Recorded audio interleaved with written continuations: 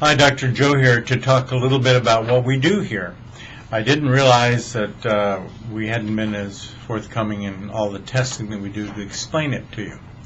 And the big thing that everybody's concerned about is the presence of things wrong in the arteries. People with diabetes know they've got a big problem initially because diabetes itself is associated with a lot of bad vascular things. So here we go. First thing is something was developed at the University of Minnesota in 1980, a long time ago, an $800,000 grant.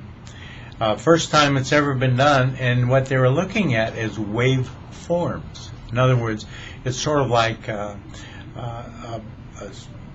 when you get your muffler checked to see if you got all clogged up with stuff that shouldn't be here, cholesterol and so forth. But when we're in a situation for you in this stuff that everything gets plugged with is atherosclerosis, cholesterol in the arteries, and other things within there that are a problem. So we start with the first thing that we did at the University of Minnesota, and you can see basically this waveform that we have in here that sees a little peak and then it drops down, and that's what everything should look like when they're normal. So this is a very important thing to look at.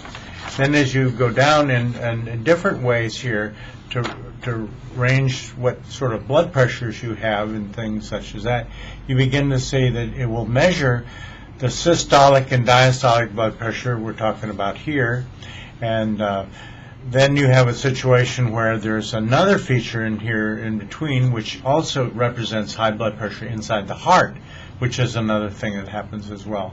And then the very last problems on the very bottom is how to measure how good you are today or last week and so forth, so that we can measure all the various things without sticking a catheter in your heart.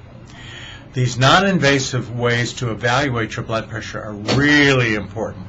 And that's the first one, and we use it for 20 years now. And we still use it because with diabetes, the small vessels are the ones that make your eyes go bad, your nerves go bad, all the other things inside you that are a part of diabetes go bad. And we can make them normal, usually in a very short period of time, using the arginine that we do, and we're able to reverse everything. And then with the other things we've worked on over the years, we have a situation where we can make it all really be better for you. So this is very good. So I'll talk about the second thing we are able to do now with larger vessels in just a minute. It's your time.